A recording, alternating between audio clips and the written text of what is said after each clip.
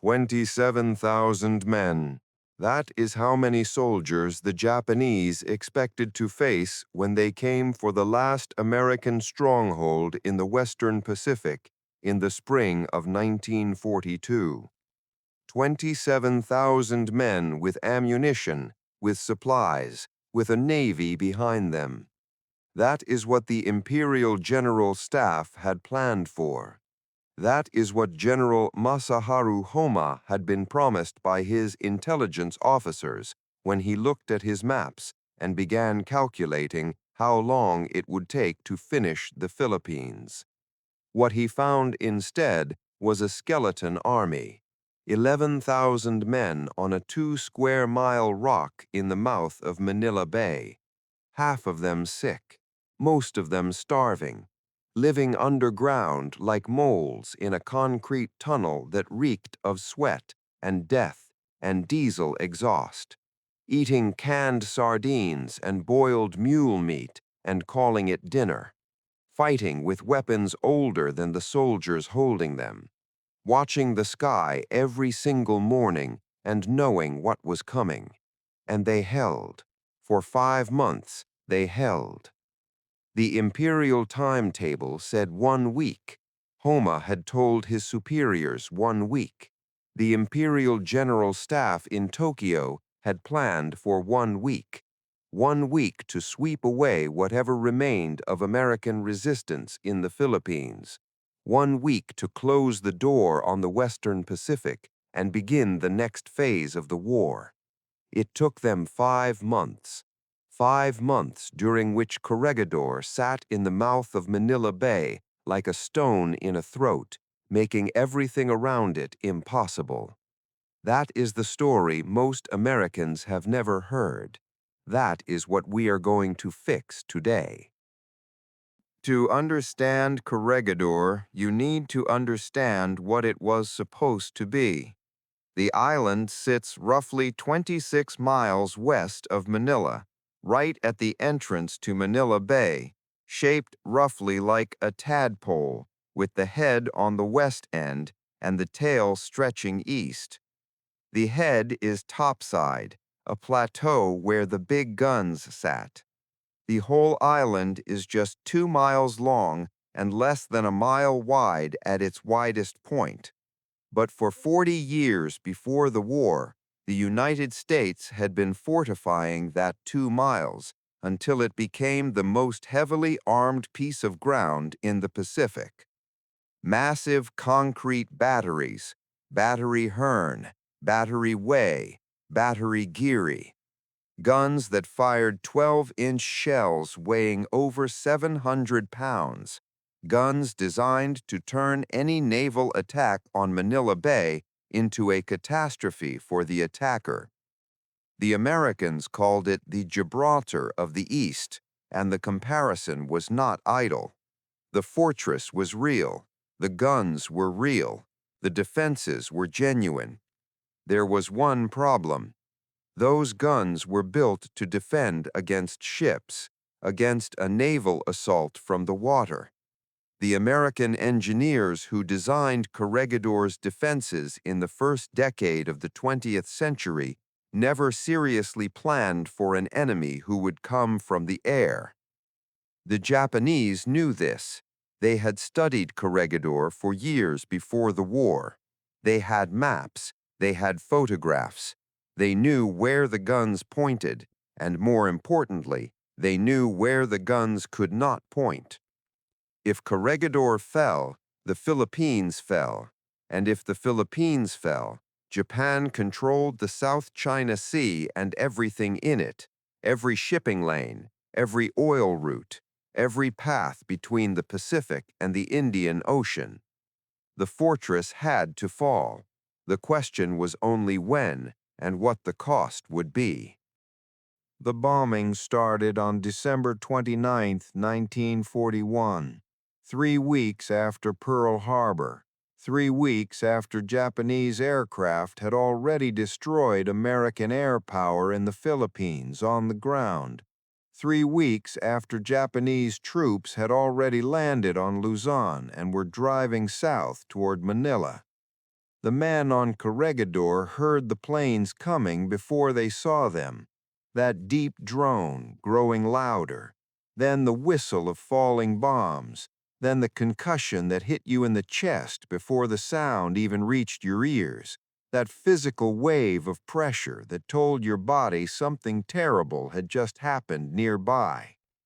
The first raids were shocking in their ferocity.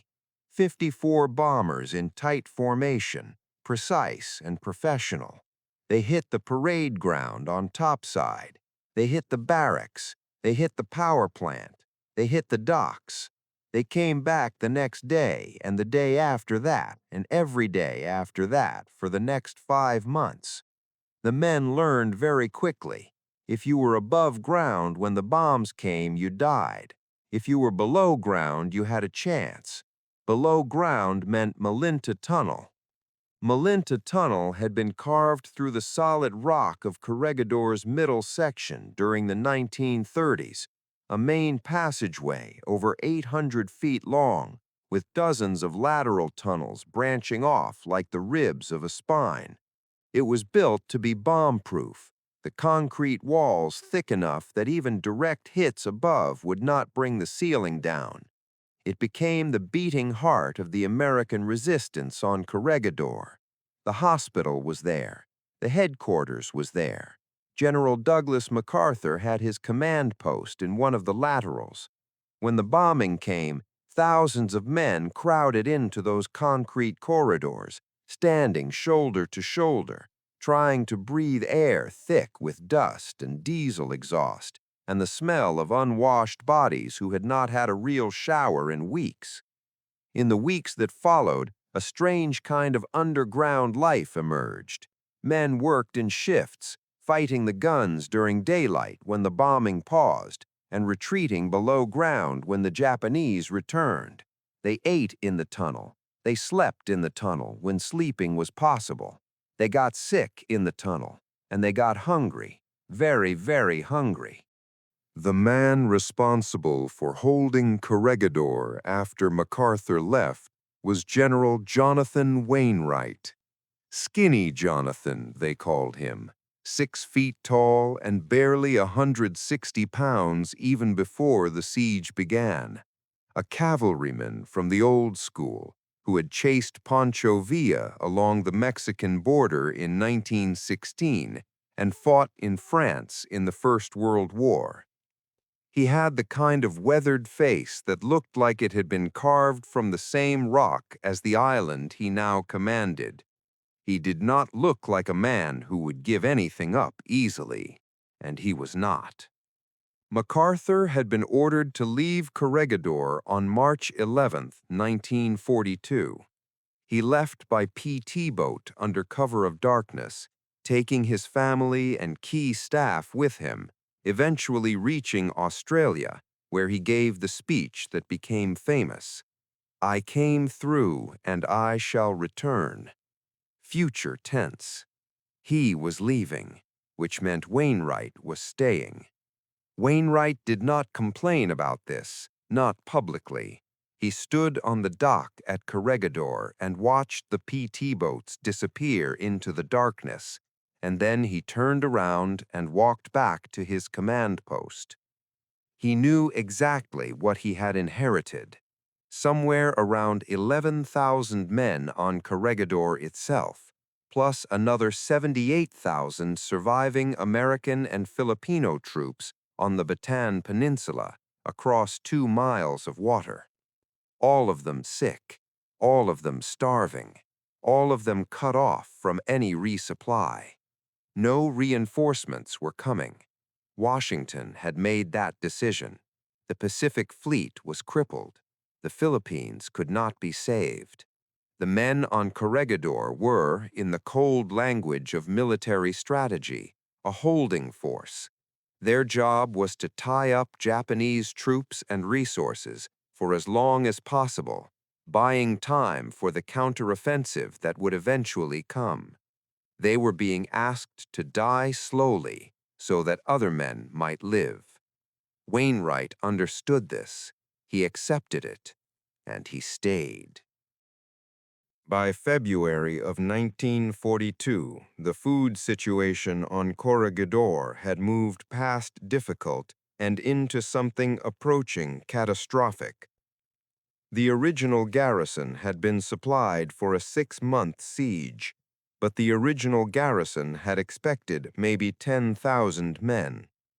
When the Japanese took Manila and the Philippine capital fell in early January, thousands of additional soldiers and civilians flooded onto the island, desperate for the protection of the fortress guns. The population of the island nearly doubled in a matter of days. The food supply stayed exactly the same. By February, the daily ration had been cut to 30 ounces of food per man. By March, it dropped to 20 ounces. By April, it was less than 1,000 calories a day, less than half of what an adult human needs to maintain basic body function, less than what they give to prisoners in some countries. Men who had weighed 180 pounds in December weighed 140 by March. Their uniforms hung off them, their faces hollowed out. Vitamin deficiency diseases were appearing. Men were developing tropical infections that would not heal because their bodies did not have the resources to heal them. They were fighting a war on bodies that were slowly shutting down from the inside. Men started eating whatever they could find. The army had horses and mules on the island, used for hauling ammunition, and those animals became food.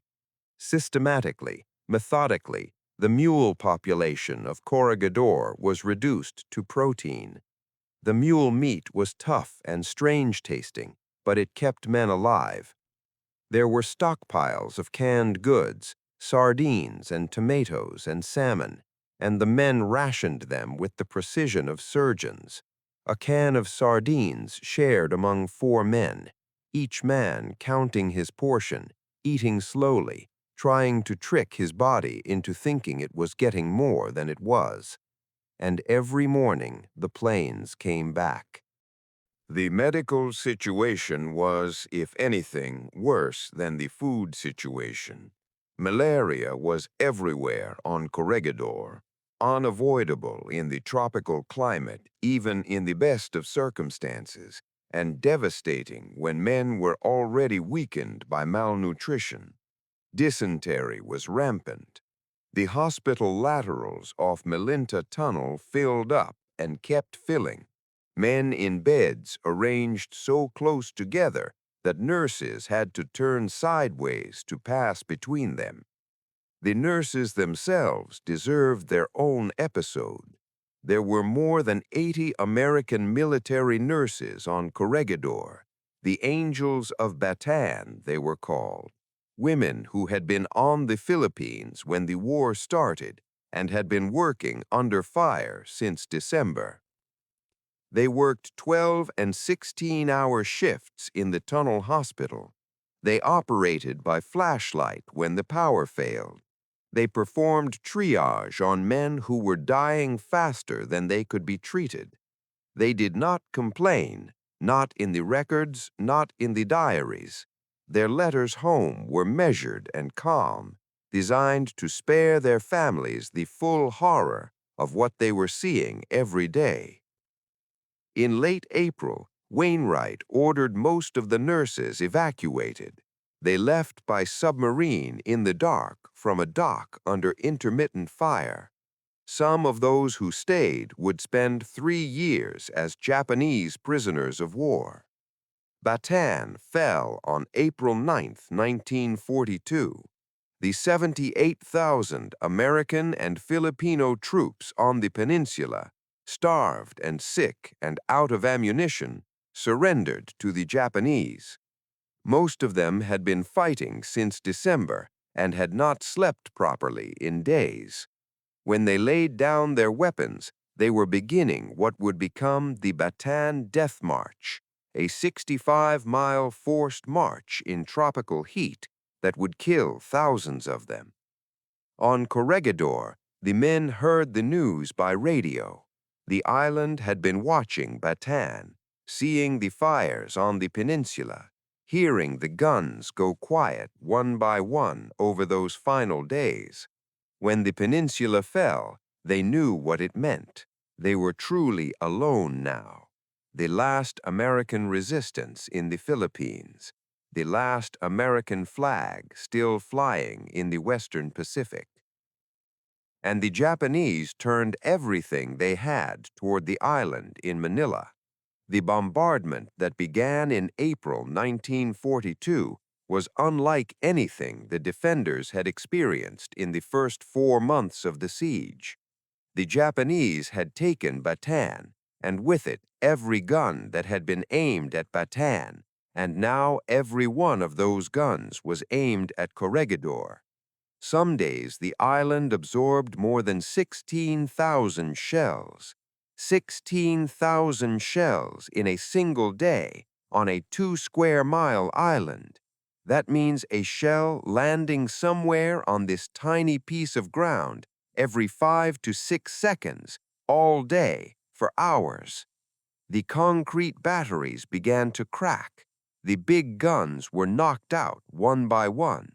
Battery Gary was hit by a round that cooked off its own ammunition, and the resulting explosion sent the entire gun barrel flying through the air like a javelin, landing 150 yards away.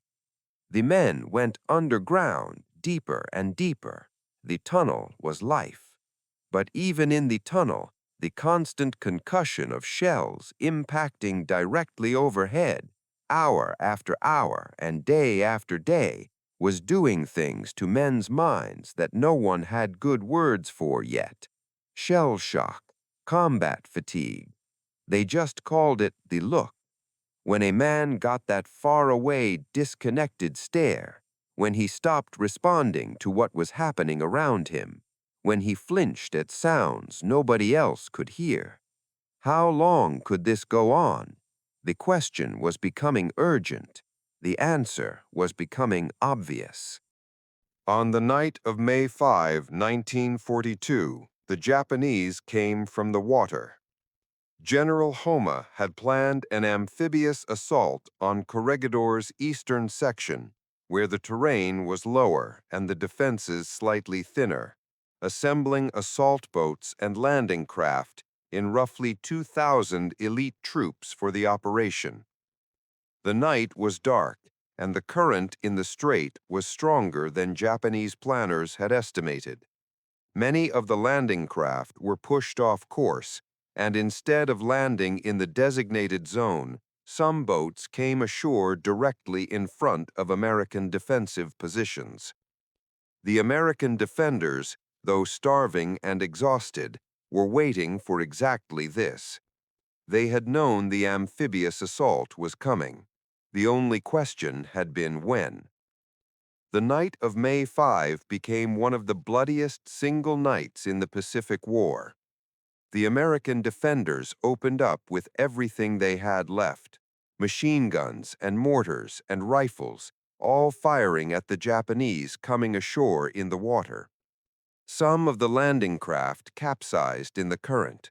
Others were hit before they reached the beach. The sea around the landing area turned red. Japanese officers later admitted they suffered catastrophic casualties in the first wave, some units losing 50, 60, 70% of their men before they ever cleared the beach. But some of them got through. That was the problem. Some of them always got through. By dawn on May 6th, perhaps 1,000 Japanese soldiers had established a foothold on the tail of the island. They had tanks. The American defenders had no anti-tank weapons capable of stopping them, and the tanks began moving westward toward Malinta Tunnel. Wainwright faced a choice that no commander should ever have to face. In the hospital laterals, there were over 1,000 patients, men who could not walk, men who could not run, men lying in beds with wounds and infections and surgeries not yet complete.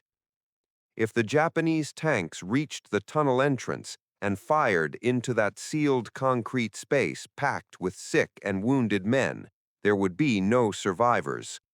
Wainwright could order his men to keep fighting, and some of his officers were urging exactly that, but that meant those hospital patients died in their beds.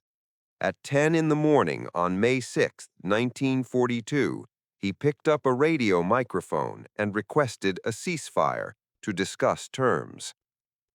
What happened next has been debated and analyzed for 80 years. Homa's response was not gracious. He refused a partial surrender. He did not want Wainwright to surrender just Corregidor.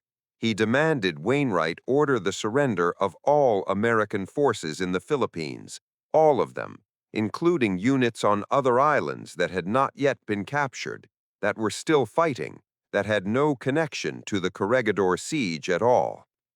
Wainwright had no authority to do this. He was the commander of Corregidor, not the overall commander of all Philippine forces, and that was a different command structure entirely. Homa said it did not matter. Surrender everything or the battle continues. Wainwright thought about the 1,000 men in the hospital. He thought about the Japanese tanks 300 yards from the tunnel entrance.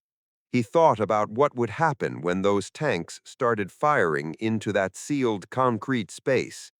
He thought about all of it, and he made his decision. He agreed. The formal surrender ceremony took place on the afternoon of May 6, 1942. Japanese cameras recorded the ceremony in detail. Homa sat at a table. Wainwright stood before him, the tallest man in the frame, a walking skeleton in a uniform that hung off his shoulders. Wainwright surrendered his pistol.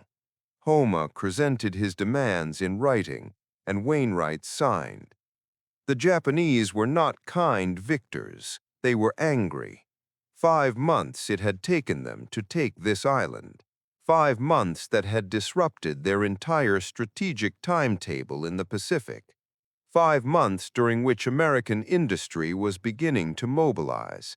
5 months during which the Pacific Fleet was beginning to rebuild. 5 months during which the men who would win the war in the Pacific were training and preparing and getting ready. Military historians have argued ever since about exactly how much difference those 5 months made. You cannot run the alternative history. You cannot know what the Japanese would have done with those resources if Corregidor had fallen in the 1 week Homa promised. What you can know is what happened. And what happened is that 11,000 men on starvation rations in an underground tunnel held the most strategic piece of ground in the Western Pacific for 5 months against the full might of Imperial Japan. Nobody ordered them to do it that long. Nobody told Wainwright to make it last 5 months. The orders were simply to hold for as long as possible.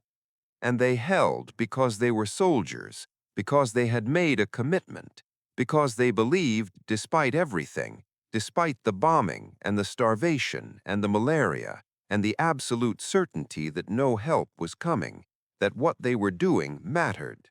It mattered. There is one more thing you should know. When the Japanese finally examined the island they had worked so hard to take, they found evidence of something their military culture genuinely struggled to comprehend. The Americans had been told the island could not hold. They had known since January that reinforcements were not coming, that the Philippines were being sacrificed in the larger strategic calculus of the war. They had known this. Their commanders had known this. The men in the tunnels had known this, and they fought anyway. Japanese officers who interrogated American prisoners in the days after the surrender asked the same questions repeatedly. Why did you keep fighting? You must have known you would lose.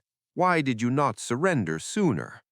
The American prisoners reportedly gave answers that confused their captors. Some said it was their duty. Some said they did not want to abandon their fellow soldiers. Some simply could not put it into words. It was not complicated. It never is when you strip away everything else. They were Americans. This was their post, and they were not leaving it.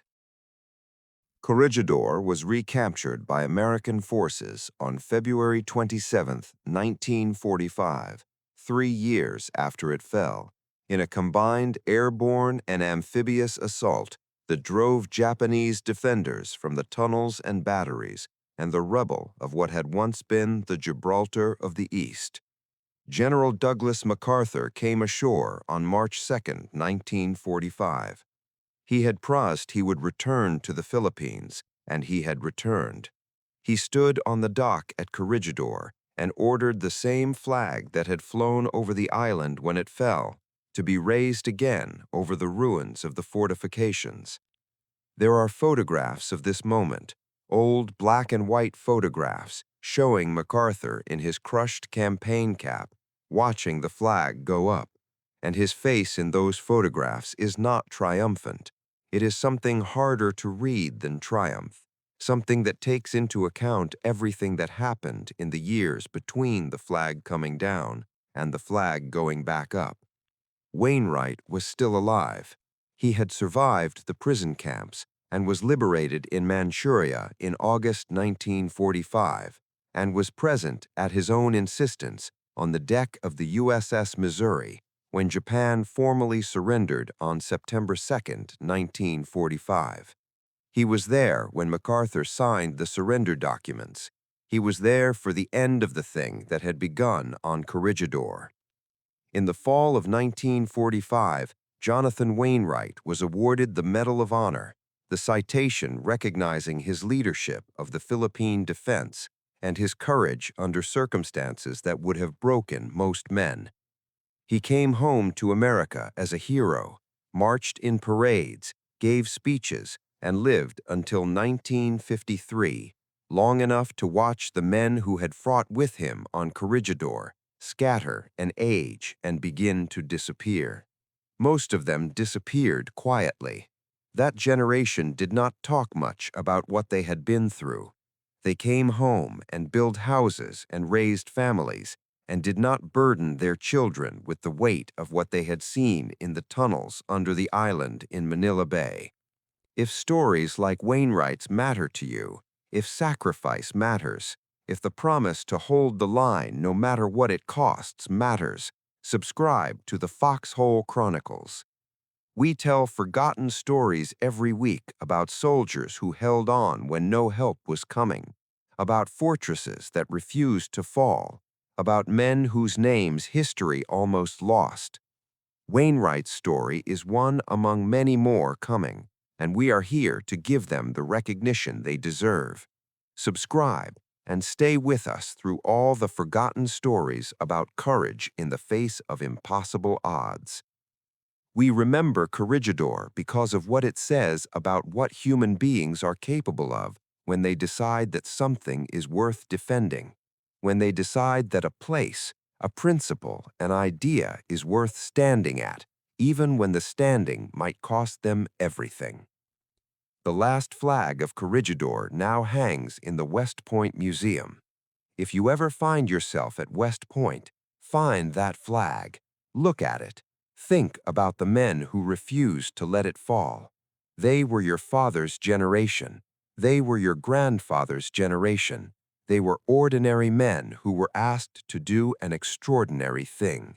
11,000 men, canned sardines, mule meat, 5 months. The rock held.